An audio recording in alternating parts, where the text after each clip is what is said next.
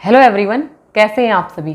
उम्मीद करती हूँ आप सभी अच्छे होंगे और आप अपने जिस भी एग्जाम की प्रिपरेशन कर रहे हैं मन लगा के आप लोग कर रहे होंगे और वैसा ही आप लोगों को फल भी जरूर मिलेगा जिस प्रकार से आप लोग उसकी तैयारी करेंगे। फ्रेंड्स, आप लोगों के बहुत सारे डाउट आ रखे थे कि मैं आपके साथ अपनी जो कनेक्टिविटी है उसको तोड़ूँ ना, आपके साथ मैं अपनी कनेक्टिविटी को जारी रखूँ। तो इसीलिए मैंने आप लोगों के सुझावों को देखते हुए, साथ में आप सभी लोग डिमांड भी कर रहे थे कि आप लोगों के लिए मैं एचटेट की क्लासेस स्टार्ट करूं। तो देखिए, आप लोगों की एचटेट की क्लासेस स्टार्ट हो रही हैं तो आप सभी लोग खुश हो जाइएगा। और अभी हमारे पास इतना टाइम है कि आप लोग अभी से, आज से भी अगर प्रिपरेशन स्टार्ट करते हैं, एक मैं आपको इसी में एक स्ट्रेटजी वीडियो शेयर करने वाली हूँ। तो हो सकता है कि आपको मेरी स्ट्रेटजी पसंद आए, ना भी आए, आप अपनी कोई और भी स्ट्रेटजी बना सकते हैं, लेकिन अपने अकॉर्डिंग अपनी स्ट्रेटजी बना लीजिए। और जिन भी लोगों को मेरे साथ प्रिपरेशन कर रही हैं वो बिल्कुल टेंशन फ्री हो जाइएगा। आपका सारा कंटेंट मैं करवाने वाली हूँ, जो कॉमन सेक्शन होता है उसके मैं आपको प्रिपरेशन करवाऊंगी। बाकी आप लोग इस वीडियो को कंटिन्यू देखना, आप लोगों को पता लग जाएगा कि क्या क्या हम लोग करने वाले हैं और क्या क्या हम स्किप करने वाले हैं। अब देखिए, आप लोगों का जो एग्जाम है 7-8 दिसंबर को होने वाला है, ये सभी आपको पता चल चुका होगा कि आपका जो एग्जाम है 7-8 दिसंबर को है।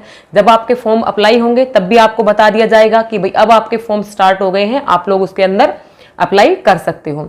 तो आप लोग चैनल के साथ जुड़े रहिएगा, चैनल को सपोर्ट कीजिएगा, ज़्यादा से ज़्यादा लोगों के साथ शेयर कीजिएगा, क्योंकि मेरा मकसद सिर्फ आप लोगों की हेल्प करने तक का है। और अगर आप लोगों की हेल्प होती है, अगर आप लोग मुझसे मोटिवेट होते हैं और अगर मैं आपको कुछ सिखा पाती हूँ, तो इससे अच्छा मेरे लिए कोई बात नहीं होगी। जो आपका 7-8 दिसंबर को जो एग्ज़ाम है उसके अंदर मैं मान के चलती हूँ कि आपके जो दिसंबर के जो दिन हैं, भाई जो 6-7 दिन आपको मिलेंगे, 5-6 दिन, तो उसके अंदर तो आपने जो पढ़ा हुआ है उसी का आप लोग रिवीजन कर पाओगे। जो आपका सब्जेक्ट स्पेसिफिक है उसका भी, और साथ में जो जनरल सेक्शन आप लोग पढ़ोगे उसका भी। बाकी बात करूँ मैं आपके पास, अभी हमारा सितंबर है, तो सितंबर के आप 15 दिन मान के चलो, ठीक है।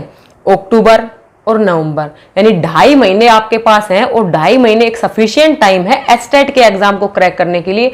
अगर आप लोग ईमानदारी से ज़्यादा नहीं 3 घंटे भी निकाल लेते हो तो आप इस एग्जाम को क्रैक कर जाओगे। अदरवाइज भाई ऐसा भी होता है कि बगैर पढ़े भी एग्जाम क्रैक हो जाता है काफ़ी का, क्योंकि उनका जो पहले से जो उन्होंने किसी और एग्जाम की तैयारी की होती है तो वो अच्छी होती है। बाकी कुछ ऐसे भी है भाई जो बेचारे तैयारी करते रहते हैं, कमेंट आ रखे थे कि 1-2 नंबर से रह जाता है। तो जिनका 1-2 नंबर से रहता है उनको तो बिल्कुल भी कोताही नहीं बरतनी चाहिए। और जैसे मैं आपको बता रही हूँ, एक बड़ी बहन समझना, एक बड़ी साथी, आप लोगों से छोटी भी हो सकती हूँ मैं, बड़ी भी हो सकती हूँ, अपनी एक साथी समझना। और मैं जो आपको गाइडेंस दे रही हूँ उसको मेरे एक्सपीरियंस से आप लोगों के साथ शेयर कर रही हूँ, आप लोगों की जो पारिवारिक जो कंडीशंस होती हैं उन सभी को समझते हुए। तो चलिए मैं आप लोगों के साथ जो स्ट्रेटजी वीडियो है उसको स्टार्ट करती हूँ कि आप लोगों को अब आगे किस प्रकार से अपनी प्लानिंग करनी। तो हाँ भाई, आप सभी लोग जानते हैं कि आपका जो एग्जाम डेट है वो 7-8 दिसंबर को है। उस हिसाब से मैं आप लोगों के साथ 15 दिन सितंबर के मान के चल रही हूँ और अक्टूबर नवंबर के। मैं सिर्फ आप लोगों के पास 2.5 महीने का समय मान करके चल रही हूँ कि जो 2.5 से जो 3 महीने हैं इनके अंदर आप लोगों को किस प्रकार से प्रिपरेशन करनी है। 3 महीने तो अब आप लोग कट ही कर दो, 3 महीने आपके पास नहीं है, आप लोग 2.5 महीने के हिसाब से ही अपनी प्रिपरेशन को आगे कीजिएगा। क्योंकि जो आपके पास दिसंबर का टाइम है वो तो आपके रिवीजन में ही जाने वाला है, वहाँ से तो आपकी कोई पढ़ाई नहीं होने वाली है, ना ही वहाँ से आपका एग्जाम पास होने वाला है, ठीक है। तो चलिए कुछ बेसिक बातें भी कर लेते हैं। भैया आपका जो एचटेट का एग्जाम है पीआरटी, टीजीटी, पीजीटी तीनों लेवल पर होता है। पीआरटी के लिए आपको पता है कि आपके पास ग्रेजुएशन होनी चाहिए या फिर आप +2 हैं और साथ में आप लोगों ने जेबीटी कर रखी है तो आप एलिजिबल हो जाते हैं। टीजीटी के अंदर अगर आप लोगों ने बीएड कर रखी है और आप लोगों ने ग्रेजुएशन कर रखी है तो आप एलिजिबल हो जाते हैं। और पीजीटी के लिए आपने मास्टर डिग्री की होनी चाहिए और साथ में आप लोगों के पास बीएड होनी चाहिए। अब देखो, सबसे प्लस पॉइंट क्या है कि पहले आपको एग्जाम क्रैक करना होता था और उसके बाद आप लोगों को अगर 7 साल तक वैकेंसी नहीं आती थी तो आपकी जो वैलिडिटी थी वो खत्म हो जाती थी और आपको दोबारा से एचटेट की प्रिपरेशन करनी होती थी। लेकिन अब ऐसा नहीं है, एचटेट की जो वैलिडिटी है उसको लाइफ टाइम कर दिया गया है। अगर आप लोगों ने एक बार एचटेट क्लियर कर लिया तो आप लोग एलिजिबल हो जाते हैं हरियाणा में गवर्नमेंट टीचर बनने के लिए। अब भाई इसके अंदर जो एज लिमिट है, कोई एज लिमिट नहीं दी गई है, लेकिन हरियाणा के अंदर जो भाई सरकारी भर्तियों की जो एज लिमिट होती है वो 42 होती है। तो उस हिसाब से आप लोग अपनी प्रिपरेशन कर सकते हैं और अपनी एज को कंसीडर कर सकते हैं। अब इसके अंदर क्या होता है भाई, चाहे आपका एचटेट पीआरटी लेवल पे हो, टीजीटी पे हो या पीजीटी पे हो, आपका जो जनरल सेक्शन होता है वो आपका आता है 90 मार्क्स का, पीआरटी में भी, टीजीटी में भी और पीजीटी में भी, जिसके अंदर 30 मार्क्स की आपकी सीडीपी आती है, 30 मार्क्स की आपकी लैंग्वेज आ जाती है और 30 मार्क्स की आपकी जनरल एबिलिटी आ जाती है। बाकी सब्जेक्ट स्पेसिफिक आपका 60 मार्क्स का होता है, जिसमें पीआरटी के अंदर ईवीएस एंड मैथ्स आपके 30 मार्क्स के आते हैं।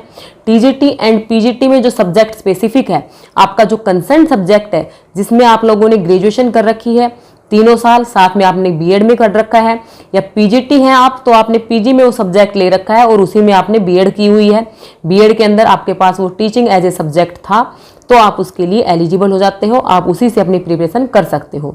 साथ में एक आप लोगों का कमेंट आ रखा है कि भाई हम इंग्लिश और एसएसटी दोनों से एलिजिबल हैं, तो हम किसकी प्रिपरेशन करें। देखिए, जिसमें आपका इंटरेस्ट अच्छा हो, ये नहीं है कि आपको एचटेट करके बैठ जाना है, आपको आगे भी तैयारी करनी है। साथ में तैयारी के बाद भी ये नहीं कि आपको जॉब मिल गई तो आपको बैठ जाना है, आपको बच्चों को भी पढ़ाना है। तो जिसमें आपका इंटरेस्ट ज़्यादा हो, आप उसी के प्रिपरेशन कीजिएगा, उसी का फॉर्म आप लोग भरिएगा। अब देखो भाई, सीडीपी जो होती है 30 मार्क्स की आती है फ्रेंड्स, जिसके अंदर आप लोगों के पहले क्या होते थे, एक साइकोलॉजी वाले क्वेश्चन आते थे, लेकिन लास्ट ईयर आपको पता होगा कि आपका जो सिलेबस है वो दिया गया था, तो इससे साइकोलॉजी प्लस पेडागोजी हमें दोनों तैयार करनी है अपनी। और मैंने न्यू सिलेबस के हिसाब से आप लोगों को एक प्लेलिस्ट प्रोवाइड कर रखी है, और ये जो सारी प्लेलिस्ट है इनका जो लिंक है आपको डिस्क्रिप्शन बॉक्स में मिल जाएगा। आप लोग एक बार डिस्क्रिप्शन बॉक्स जरूर चेक कीजिएगा। सीडीपी की 31 वीडियो है जिनमें मैंने जो साइकोलॉजी के जितने भी टॉपिक है सबको कंप्लीट करवा रखा है, तो आप लोग एक बार वहां से गो थ्रू जरूर हो जाइएगा। उसके बाद बात करते हैं हिंदी और इंग्लिश की, दोनों आपकी 30 मार्क्स की आनी है। लास्ट ईयर तो इसमें ग्रामर ही पूछी गई थी और उससे पहले भी ग्रामर ही पूछी गई थी, लेकिन लास्ट ईयर जो सिलेबस ऐड हुआ उसके अंदर पेडागोजिकल जो कंसेप्ट होते हैं उनको भी ऐड किया गया था। तो हो सकता है कि अब की बार आपसे पेडागोजी प्लस ग्रामर दोनों प्रकार के आपसे क्वेश्चन पूछे जाएं। आप लोगों को दोनों की प्रिपरेशन करनी है। ग्रामर भी मैंने अपने चैनल पर करवा रखी है और पेडागोजी भी करवा रखी है, तो आप लोग उस प्लेलिस्ट को भी जरूर देखिएगा, एचटेट हिंदी न्यू सिलेबस के नाम से, ठीक है, एचटेट इंग्लिश न्यू सिलेबस के नाम से। बात करते हैं हरियाणा जीके की। हरियाणा जीके भाई मैंने आपको 6-7 डिस्ट्रिक्ट करवा रखे हैं, बाकी मैंने आपको नहीं करवा रखे हैं। अगर आपकी इच्छा होगी तो डिस्ट्रिक्ट वाइज हरियाणा जीके को भी पूरा कर दिया जाएगा, जैसा आप लोगों का इंटरेस्ट होगा उसी हिसाब से मैं आप लोगों के लिए क्लासेस रिकॉर्ड कर दूंगी। रीजनिंग और मैथ्स भाई आपकी 10-10 नंबर की आती है। अब देखो, इस 10 नंबर के लिए आपको क्या करना है, और देखो हरियाणा जीके सुनो पहले एक बार। हरियाणा जीके आपके पास कोई भी बुक है, अरिहंत की एक पतली सी बुक आती है, अगर आपके पास वो बुक है तो उससे भी आपका काम चल जाएगा, ठीक है। स्टेटिक हरियाणा जीके के लिए भी मैं अपनी बताती हूँ। मैंने 10.5 घंटे की एक वीडियो थी जीके बाई प्रदीप सर की, तो मैंने उसको देखा था, वहां से मेरे स्टेटिक हरियाणा जीके के क्वेश्चन कंप्लीट हो गए थे। बाकी करंट के लिए और अभी करंट से रिलेटेड भी क्वेश्चन पूछ लिए जाते हैं, तो आप हर महीने का जो करंट अफेयर है लगभग आपको 20 से 22 मिनट की वीडियो मिलेगी, वो कर लो। अगर नहीं कर सकते तो मुझे बता दो, मैं करवा दूंगी। जो वेलफेयर स्कीम्स हैं उनको भी एक बार थोड़ा सा देख लो, ज़्यादा फोकस मत करो क्योंकि ये सिर्फ 10 मार्क्स की ही आने वाली है।